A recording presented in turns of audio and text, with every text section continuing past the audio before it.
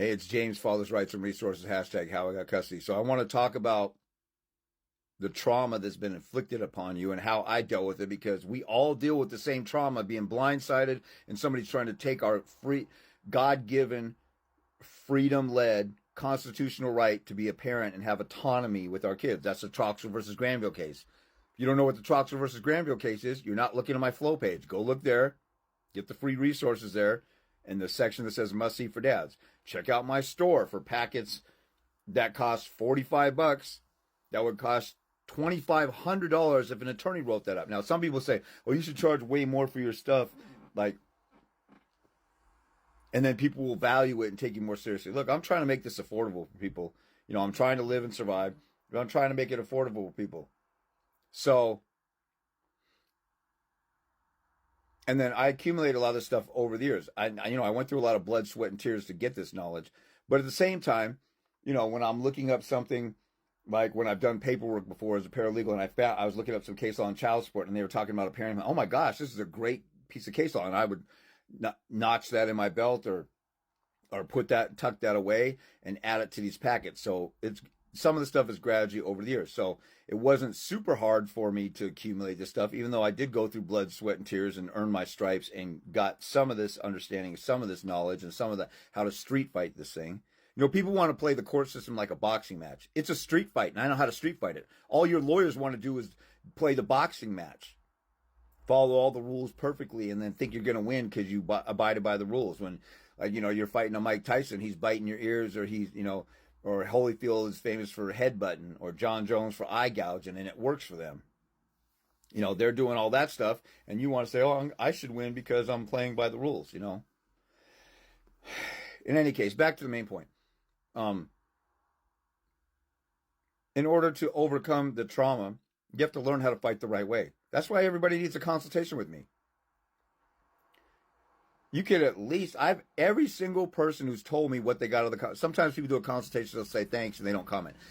So I'm not going to lie and say everybody said this, but everybody who told me what they got out of the consult and compared to what their attorneys did, every single person said, one consult with you, I learned more information than I learned with my attorney for the past year, or 2 years, or 3 attorneys in 5 years. Every single person who commented on what they learned compared to what they learned from their attorney literally has said that over the years. If I had a nickel for every time somebody said that, I'd be filthy rich. So, maybe not filthy rich, but the trauma I used to not want to go check my mail because I didn't want to read the next court document that was talking about what a monster I am, when all I did was wanted to be an involved dad. See, what you're doing is in your mind, like, look, all I wanted to do is be a dad. Okay, things fell out with us, or we got divorced, or I had a one-night stand. All I want to do is be a dad. Well, in this cold, cruel world where the love of many has waxed cold, and there's a bunch of demon-possessed narcissists out there, and you didn't use any discernment or take your sweet time, and you were desperate for love or desperate for sex and had a kid, this is what you get. And I had to come to that realization and be honest with myself. Those are the facts of the situation. I had a kid with a crazy woman who has a bunch of psychotic narcissist sisters and a cold, callous, evil, cruel witch of a grandmother, maternal grandmother behind the scenes, with the puppeteer strings. So I had to get on the offensive. If you're being bullied in school and the bully takes your lunch money, I guess I got away from that. Then everybody hates the bully, but nobody stand up to them. Let's say somebody finally stands up to the bully and punches them in the mouth, or says, I'm not giving you this stuff. And then they start a fight and they kind of get beat up. But you caught the bully. You stuck the bully with one. You will feel a lot better by finally standing up to them. And the bully is likely not going to mess with you again, because the bully doesn't want to get in a fight every single day for something that he gets easily off of intimidating somebody. There's a relief that comes with standing up to somebody, even if you have battle scars. Every heroic movie, or every Rocky movie, or superhero movie, the good guy is getting beat down, or Superman, the first Superman, his enemies came from the original planet he was from, and they used kryptonite on him and weakened him, and then he flipped it around at the end. But it's because he kept battling or fighting, or he tricked them, That's the hero part of a hero movie. It's not laying down, letting the other side have their way and being a good guy. It's standing up to the evil people. So the best therapy for dealing with trauma and the blindsiding trauma, like I said, I didn't even want to go out and check the mail and read the next letter from the mom's attorney talking about what a monster I am, or the next hearing or whatever. But I had to. And when I started going to court and they were the mom was walking out of the hearing crying, and the attorney's all frazzled, and the guardian ad litem is frazzled, and, I won in court. But even just when I first was going to court and fighting, at least I was moving forward. I wasn't gaining anything, but eventually if you keep moving forward, you're going to get something usually. I say usually because there's those rare cases where you're royally going to get screwed.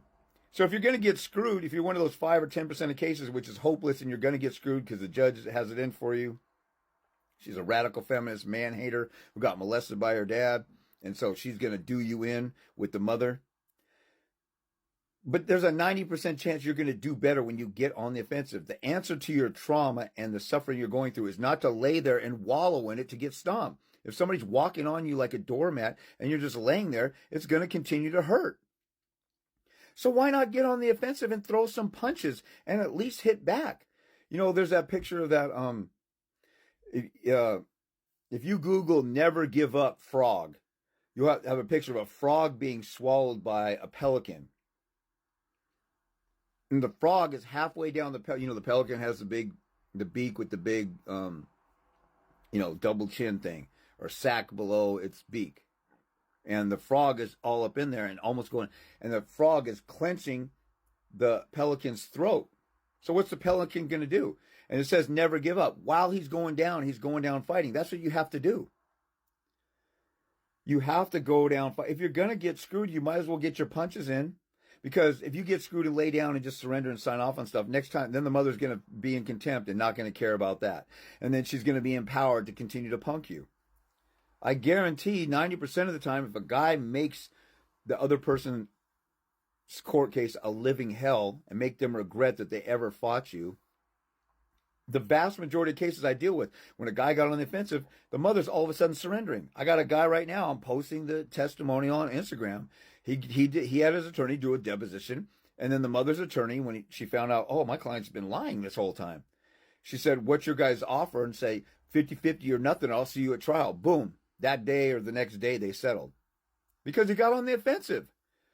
Half of you would get settlements within a month if you got on the offensive, but you don't even want to try because you're scared of the dark. And once you go in the dark, you realize it isn't that bad. And then you come through it and you come out just fine. But none of you even want to try that because you want to sit in your comfort zone and not exert yourself. And you're tormenting yourself even more because the mother is inflicting trauma upon you. And this is so it's understandable at first. You get blindsided. You get sucker punched. You're dazed. You're confused. You're thrown off like what just happened. And then when you come to, you're like, here comes the guy trying to swing at me again. Do you just sit there and take it because you're a lover, not a fighter? Or do you defend yourself and you stand up and you punch back so they'll back off? The way to deal with your trauma is to get on the offensive. I was a warehouse worker who flunked out of college. Now, maybe I was a little bit of an underachiever in life, but I was content being a warehouse worker and being in my social circle. And right out of college, there were friends in my church. We used to just do stuff. I just like going to work and just enjoying life. And doing voluntary work in my church and just spending time with my friends. And in my, in my 20s or early 30s, it was enjoyable. But so, I wasn't trying to aspire to be a lawyer or anything like that. And I guess I could have now. I learned the hard way going through this stuff. But the fact is, I was a warehouse worker flunked out of college. I got a guy who was a Boeing painter who didn't like to read or write or do anything except he'd read his paper in the morning. That's about it. He put on a 4-day trial and schooled some attorneys who wanted to get attorney fees and wanted to reduce his time. Now, he kept it the same, but he saved himself $20,000 on trial. The mother had to pay her own attorney fees. They didn't get attorney fees like they wanted to. And then he got complimented by the judge's clerk of the way he performed in court. And he was a Boeing painter. He painted airplane parts or airplanes at Boeing. He didn't know nothing about the law. You can do this stuff. You can at least resist and stand up and get on the offensive and give your own self-therapy by standing up to the person traumatizing you.